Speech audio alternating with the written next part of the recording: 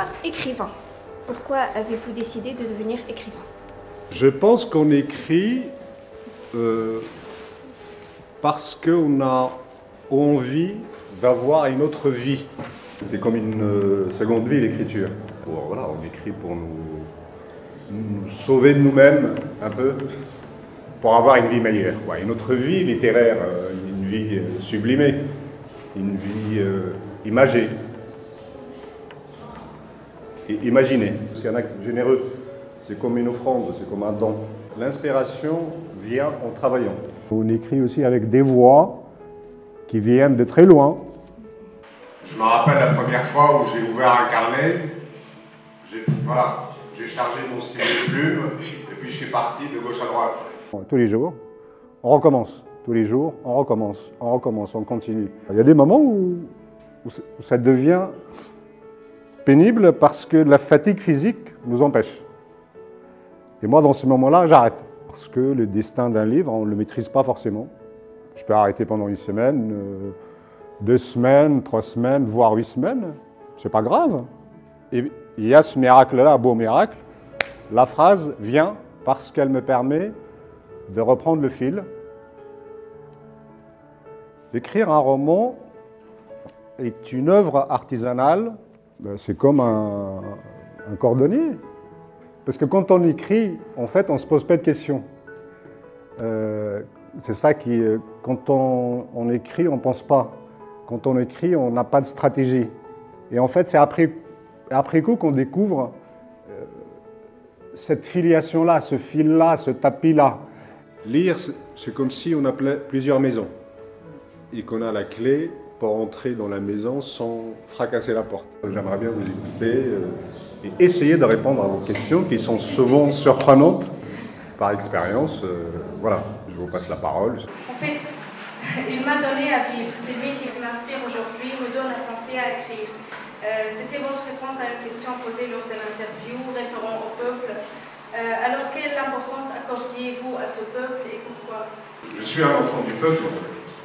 Ce peuple m'a donné à vivre. Aujourd'hui, il me donne à penser. Dans le livre, je le dis clairement, c'est écrit, le point positif, justement, c'est cette liberté d'expression.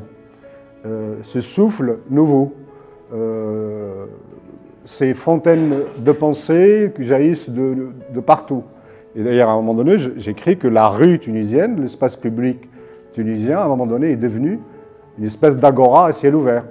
Et puis il y a cette phrase fantastique de Dostoïevski qui disait l'histoire ne révèle sa propre essence qu'à ceux qu'elle a au préalable exclus d'elle-même. J'ai pas envie qu'on pense à ma place. Penser par soi, c'est important. Nous sommes censés construire quelque chose. Voilà. Il faut à un moment donné se regarder dans son propre miroir. Et c'est comme ça. J'aimerais savoir selon quels critères se fait le choix de l'œuvre qui remportera le prix. On est là, si vous voulez, pour choisir le meilleur des quatre. Le meilleur des quatre, c'est-à-dire littérairement. Qualité d'écriture, qualité de l'histoire, etc., etc. Vous allez faire une sélection par élimination. Et pourquoi vous allez faire une sélection par élimination? Parce qu'à un moment donné, la langue, les mots et la danse des mots, le langage entrent en jeu. Alors c'était une rencontre merveilleuse. J'ai posé toutes les questions que je voulais. Monsieur aussi a su bien me répondre. À toi. Donc c'était une bonne découverte pour moi. C'était extraordinaire. Merci beaucoup Monsieur Saber Mansouri d'être présent aujourd'hui avec nous. La rencontre d'aujourd'hui était vraiment fascinante. Monsieur Saber Mansouri était une source d'inspiration pour moi. J'ai déjà commencé d'écrire un roman. C'est ma première expérience. Donc après la rencontre d'aujourd'hui, je me suis trop inspirée. Ça va vraiment m'aider à faire peut-être un parcours. Ils ont plongé justement dans cet univers de l'écriture qui n'ont pas toujours l'occasion de voir en dehors d'un exercice scolaire. Surtout quand ils ont posé leurs questions sur comment écrire, les sources d'inspiration. Il m'a vraiment inspirée. Et je pense que ce genre d'événement est pertinent, est intéressant, motivant pour les élèves. Donc je remercie d'abord le ministère de l'Éducation et l'Institut français pour avoir organisé cette rencontre. C'était très intéressant pour nous et surtout pour les élèves qui n'ont jamais eu l'opportunité de rencontrer des écrivains en chair et en os. Généralement, nos élèves ils rencontrent les écrivains dans les manuels scolaires, dans les textes. Et je pense que c'est une rencontre très intéressante et très enrichissante pour nos élèves. Je suis certain que ces élèves vont avoir envie de lire les œuvres de Saber Mansouri et d'autres livres encore.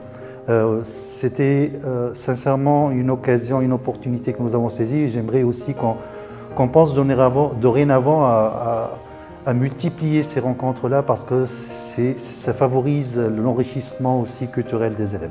Voilà. Une première pour nous de recevoir chez nous un écrivain qui était capable de répondre à toutes nos questions de lecteurs et de lectrices.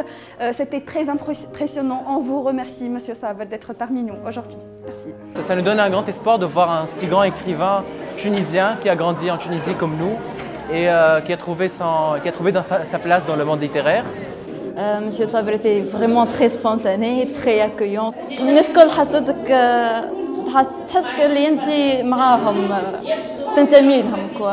Un écrivain réfléchi, tunisien, s'exprimait par rapport à la Révolution, qui est une actualité, toujours une actualité, et surtout dans une période qui est celle-ci, une période où la Tunisie connaît une crise. C'est toujours bon de revenir en arrière et de voir des erreurs passées, de se poser la question, et nous avons eu l'occasion de poser ces questions à notre cher invité. Ce fut très instructif, nous remercions vivement. Une rencontre exceptionnelle, ça a permis à mes élèves de faire la rencontre d'un écrivain. L'échange a été fructueux, fabuleux. D'ailleurs, vous les voyez derrière moi, ils sont tous émus.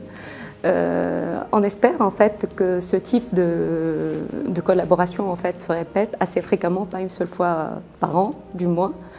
Et je trouve que c'était une belle rencontre, surtout pour eux, qui sont encore jeunes, de faire la connaissance d'un écrivain et puis qui a eu la patience de dialoguer avec eux et de parler en fait avec eux concernant ses œuvres et surtout de dialoguer concernant les autres œuvres littéraires qui sont en compétition.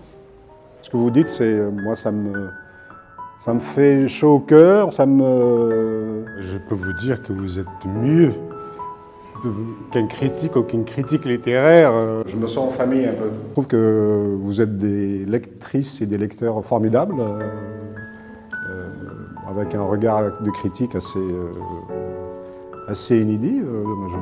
Je suis surpris, agréablement surpris.